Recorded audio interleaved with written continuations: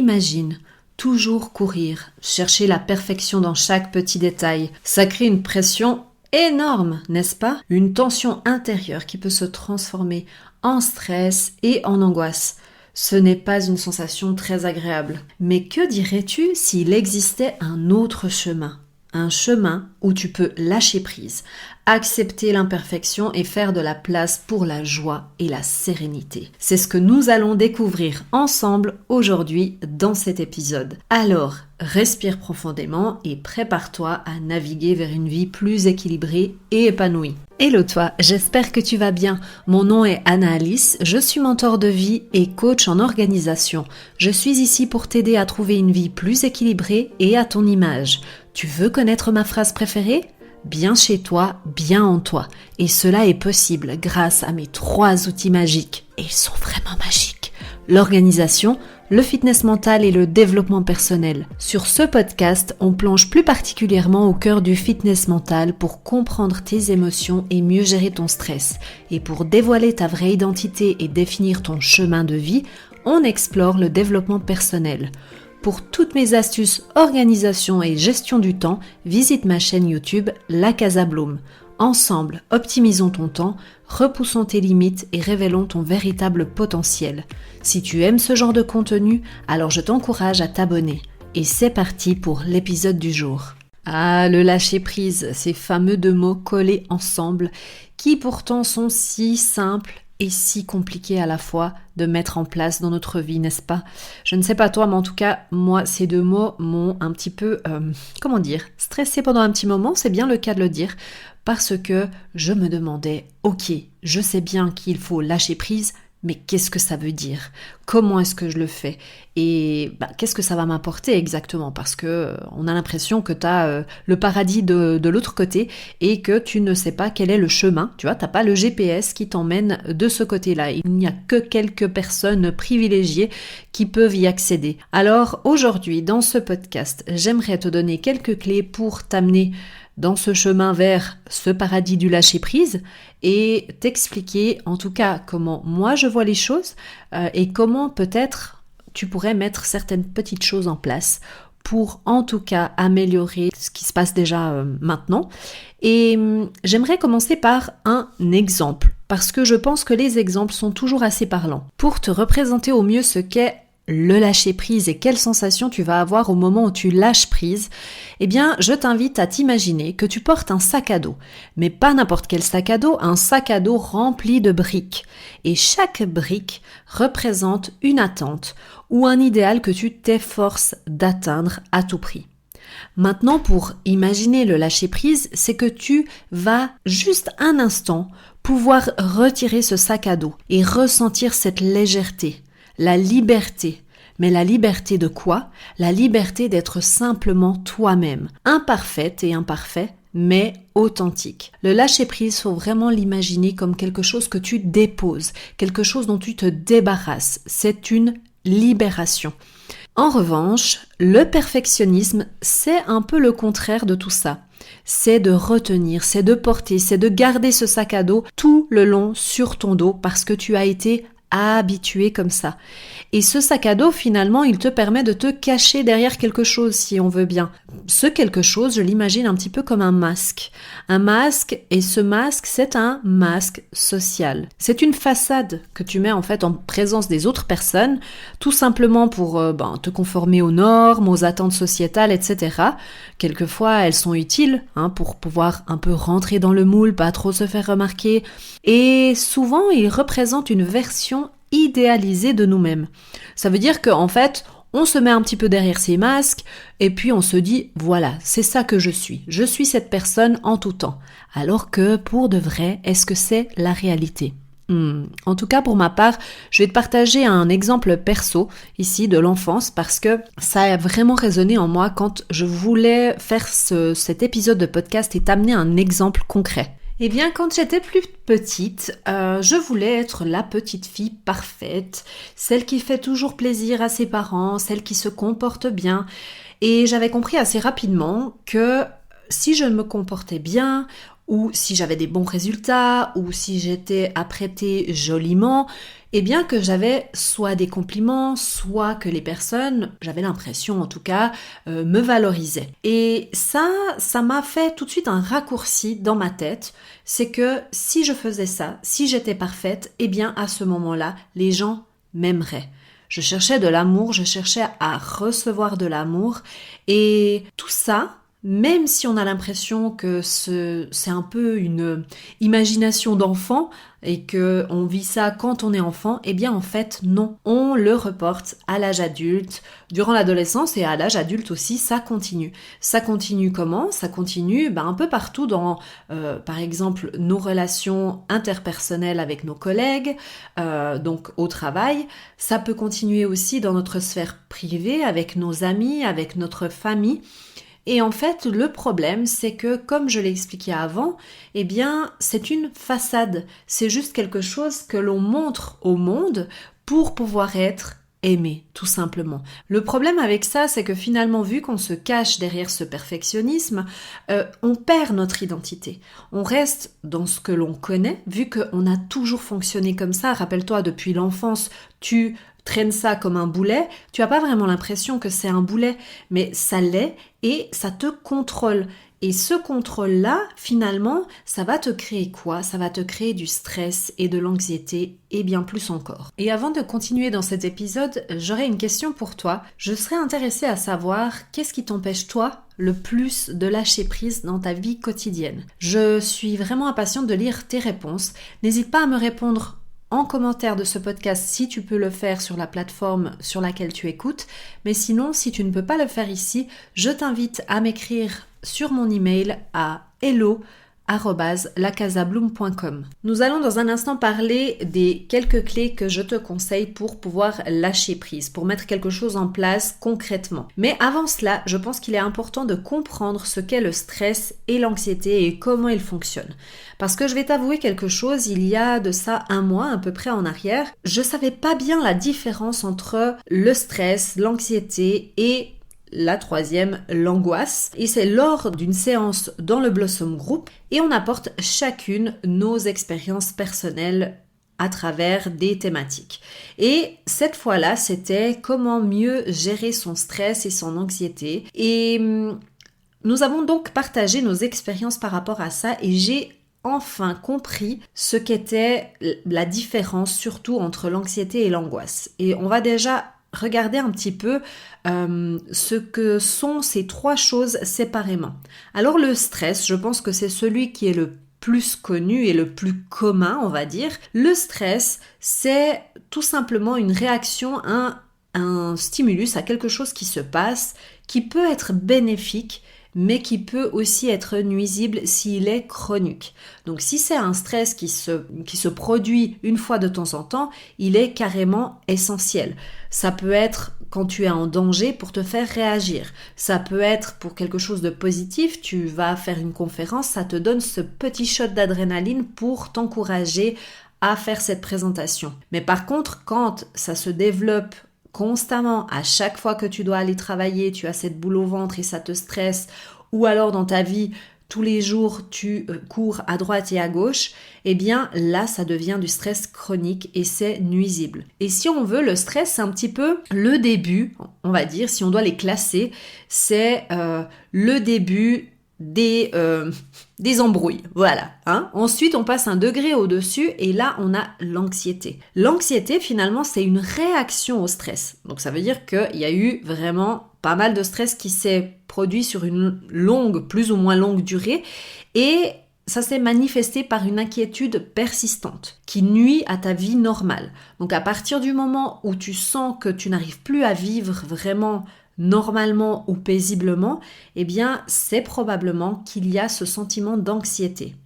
Et ensuite, on arrive à celle de l'apogée qui est l'angoisse, qui, quant à elle, est une forme exacerbée d'anxiété. Donc, c'est une anxiété plus, qui peut se manifester par une peur intense et irrationnelle. En fait, c'est comme une des participantes m'avait dit, c'est comme si tu mets ton cerveau de côté, tu ne gères plus rien, tu n'arrives plus à te contrôler. C'est vraiment hors de ta portée. Donc déjà, je pense que c'est vraiment important de comprendre ça.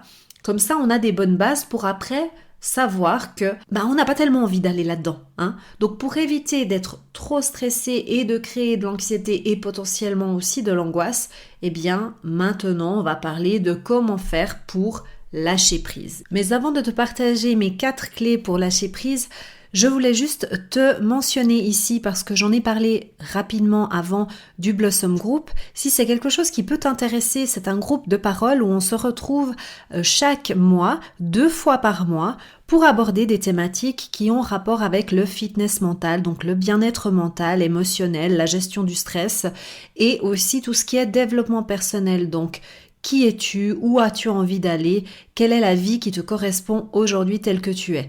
Et si c'est quelque chose qui t'intéresse, c'est un prix tout doux, c'est 40 € par mois, c'est sous forme d'abonnement, donc tu peux résilier en tout temps et on assiste en fait ensemble à un rendez-vous bimensuel, donc 2 fois par mois à travers un écran parce que ça sera virtuel et on peut aborder différentes thématiques. Donc si c'est quelque chose qui t'intéresse, je t'invite à aller voir sur mon site internet www.lacasabloom.com pour retrouver le Blossom Group et toutes les autres offres que j'ai à ta disposition. Donc on continue pour les 4 clés pour lâcher prise. Alors, pour commencer, la clé numéro 1, c'est l'acceptation de l'imperfection. Ouh là là, je me bouche les oreilles parce que là, je pense que j'ai plusieurs personnes qui ont commencé à grincer des dents. Et moi, je ne supporte pas les dents qui grincent. Voilà. Et c'est vrai que admettre que l'on a des défauts, admettre que l'on n'est pas parfaite et parfait, admettre que l'on fait des erreurs, c'est pas facile. On est tout à fait d'accord, on n'a pas tellement envie d'être comme ça vulnérable et finalement se dire « bah oui, je suis pas parfaite ». Même si au fond de nous on se dit « c'est bien de ne pas être parfaite », est-ce que réellement au fond de nous on est capable de montrer ses imperfections, de montrer que peut-être on est un peu plus fragile que ce qu'on veut bien montrer aux autres personnes. Et c'est vrai que le fait de revenir à quelque chose de vraiment réel, de basique, d'humain finalement, et que l'erreur est une partie naturelle et inévitable à l'existence, on part vraiment sur des bases qui sont beaucoup plus chill, beaucoup moins stressantes déjà.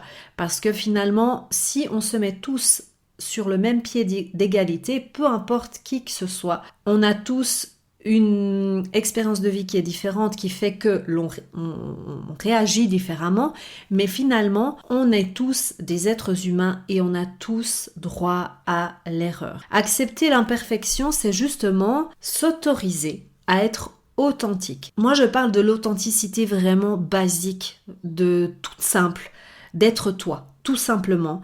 Et comme on porte souvent des masques, on ne sait plus vraiment qui on est. Donc c'est ça qui est compliqué. Mais je pense qu'avant tout, si on doit vraiment rester dans l'humain et se dire voilà, je suis quelqu'un qui fait des erreurs, c'est ok, c'est aussi d'apprendre et à grandir de ces erreurs. À partir des erreurs que l'on a faites, on va grandir. Si on a cet état d'esprit de se dire que même si on se trompe, finalement on apprend et on grandit, ça permet de relativiser et de valoriser notre parcours personnel plutôt que d'être dans cet état d'esprit de perfectionniste. La clé numéro 2 est lâche ce que tu ne peux pas contrôler. Et oui, je reviens avec cette notion de contrôle, car comme le stress finalement, le contrôle, ça peut être bien, ça peut être utile dans certaines situations, mais pas dans toutes. Justement, il faut faire la différence et il faut t'habituer finalement à voir cette différence. C'est important de comprendre quand est-ce que tu peux contrôler quelque chose et quand est-ce que tu ne peux pas contrôler quelque chose. Donc dans une situation très concrète, exemple, si tu pars de chez toi et que tu as un doute parce que tu as l'impression que tu as oublié d'éteindre la bouilloire ou ton fer à lisser ou que sais-je, tu peux potentiellement avoir le contrôle sur cette situation si par exemple tu retournes en arrière pour aller vérifier ou tu appelles quelqu'un pour qu'il puisse vérifier cela. Là, tu as le contrôle sur cette situation, tu peux faire quelque chose. Et là, c'est ok finalement d'avoir ce stress qui est venu pour aller contrôler si effectivement tout est en ordre. Par contre, quand c'est quelque chose que tu ne peux pas contrôler, qui est hors de ta portée, eh bien c'est là qu'il faut lâcher prise. C'est à ce moment-là qu'il faut vraiment poser ton sac de briques par terre. Pourquoi ? Et je vais te donner un exemple parce que j'ai entendu hier le discours de Roger Federer qui est allé à l'université. Je ne sais pas exactement où c'était, ça devait être aux États-Unis, vu comme il était habillé et qu'il parlait en anglais. Eh bien, je t'ai mis le lien en barre d'infos de cette vidéo, je t'invite à aller la voir, elle est traduite en français. Et en fait, ce qu'il dit, c'est vraiment ce que j'essaie de t'expliquer ici, de quand tu n'as plus le contrôle, il faut lâcher, il faut passer à autre chose.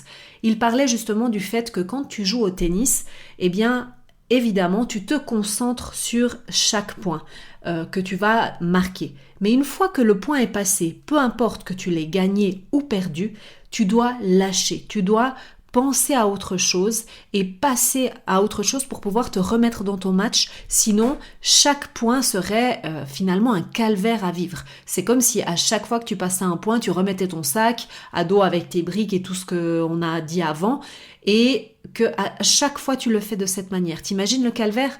Eh bien là, c'est exactement la même chose. C'est dans ce cas-là, une fois que le point est passé, une fois que tu ne peux rien faire dans cette situation, tu ne peux que jouer le prochain point si tu en as encore, eh bien, il faut lâcher. Dépose tes bagages. Et maintenant, la clé numéro 3, c'est de contrôler ce qui est en ton pouvoir. C'est en fait la suite de la clé numéro 2. Maintenant, on va s'intéresser plus à la partie du contrôle. Parce que j'insiste vraiment sur le fait que le contrôle n'est pas quelque chose de négatif. C'est comme le stress. Quand on parle à quelqu'un de stress, on a l'impression que c'est tout de suite négatif. Non. Le contrôle, si c'est pour des choses qui sont utiles et positives, eh bien, c'est très très important d'avoir le contrôle sur sa vie, sur des choses que l'on a envie de maîtriser. Par exemple, les plannings. Les plannings, si tu laisses n'importe quoi arriver dans ta vie et puis tu dis oui à tout pour tous les rendez-vous et tout ça, bah tu vas vite te retrouver complètement débordé. Donc avoir le contrôle sur ces plannings, c'est hyper important. C'est aussi important d'avoir le contrôle sur ses objectifs de vie. Où est-ce que tu as envie d'aller ? Sur tes rêves, qu'est-ce que tu as envie de faire ? Et sur le développement personnel, donc d'apprendre plus sur toi. C'est peut-être pour ça que tu écoutes ce podcast, pour pouvoir apprendre plus sur toi, comment tu réagis dans certaines situations, comprendre tes émotions, mieux savoir gérer ton stress, etc.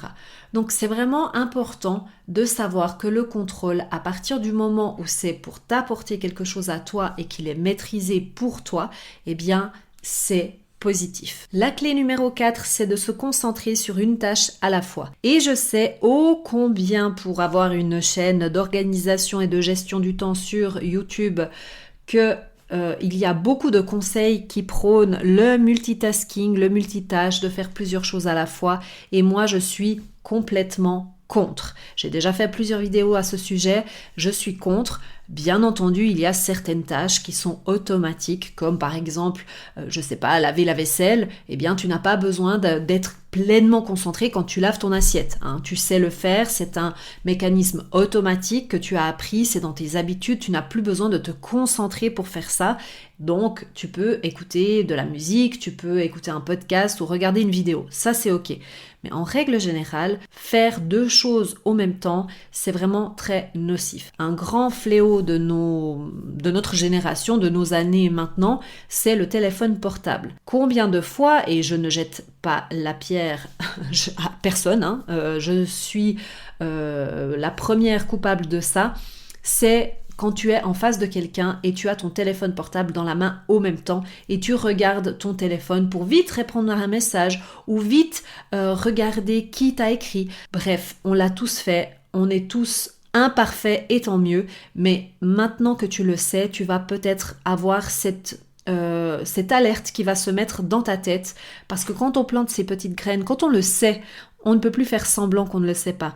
Donc là, peut-être que ça viendra réveiller quelque chose en toi et qui te dira, ben voilà, ok, j'étais en train de regarder mon téléphone, je le retourne, je le mets de côté quand je suis en train de parler avec quelqu'un et principalement quand tu parles avec tes enfants. Il y a aussi une chose très importante, c'est que Quand tu es à un endroit, peu importe, si tu es au job, sois au job. Si tu es à la plage, sois à la plage. Tu ne peux pas être au job et à la plage au même temps. Quand on est dans un lieu, vraiment prendre l'habitude d'être là pleinement. D'ailleurs, c'est ce qu'on fait souvent comme exercice pour améliorer notre mental, dans le fitness mental. Ce sont ces petits exercices au quotidien de pleine conscience pour vraiment habituer notre cerveau à revenir à ce qui est ici et maintenant dans le moment présent. Et la dernière clé, la clé numéro 5, c'est fais de la place pour la joie et la sérénité. Ça paraît super facile, un peu bateau, je sais, certes. Mais par contre, il faut être conscient et consciente que ça vient pas tout seul. C'est pas quelque chose qui est automatique où on attend et puis paf, la joie, être heureuse, par exemple, va te tomber dessus. Ça n'existe pas. C'est toi qui dois être en pleine conscience, vraiment prêt et prête à vouloir être heureux et être dans la joie. Donc ça passe par apprécier les petits moments du bonheur quotidien. Pour moi, c'est tout simplement prendre mon café le matin sur ma terrasse. Enfin, je dis ça, mais on est au mois de juin et il fait toujours mauvais, donc je peux toujours pas faire ça. Mais j'ai quand même mon café et ça me rend vachement heureuse. Super! Et la deuxième chose, c'est quoi? C'est allouer du temps pour les activités qui t'apportent de la joie. Pour moi, par exemple, c'est la danse. Sortir avec des amis, partager un repas en famille.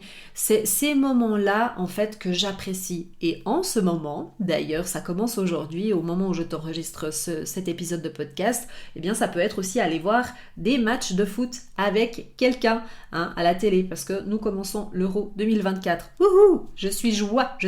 Tu vois, comme quoi il suffit de pas grand-chose. Mais il faut vraiment être dans cette volonté d'être heureuse et d'avoir de la joie. On en a parlé un petit peu avant concernant le téléphone portable, mais c'est relié à tout ça, c'est se déconnecter régulièrement des médias sociaux et autres distractions numériques. Moi personnellement, le week-end, alors j'éteins pas mon téléphone complètement, mais je le mets de côté et pendant les vacances d'été et de Noël, j'ai décidé de ne pas être présente sur les réseaux sociaux, en tout cas par rapport à mon métier. Après, j'y vais quand même de temps en temps pendant les vacances pour, comme tout le monde, comme toi, simplement consommer du contenu des réseaux sociaux. Mais j'ai décidé que le week-end, c'est pour mes amis et ma famille et pour moi-même. Et donc, je viens que très très peu sur les réseaux sociaux. Et voilà, cet épisode de podcast est à présent terminé. J'espère qu'il t'a plu. Je te laisse juste une petite dernière chose pour toi. Si tu as envie de me suggérer un épisode de podcast, je t'invite à m'écrire à l'adresse email suivante. C'est lacasabloom@lacasabloom.com pour me faire des suggestions de thèmes que tu aimerais que j'aborde ici, ou alors tu peux aussi m'écrire une situation dans laquelle tu es et que tu aimerais avoir un peu des conseils et je pourrais lire ta demande ici sur le podcast et y répondre directement par ce biais-là. Je te remercie d'être resté jusqu'à la fin de cet épisode. Si tu apprécies, je t'invite à t'abonner à cette plateforme dans laquelle tu es maintenant pour pouvoir suivre et être notifié de tous mes nouveaux épisodes. Je te dis à bientôt et n'oublie pas de suivre tes rêves car ils connaissent le chemin. Bye! Bye!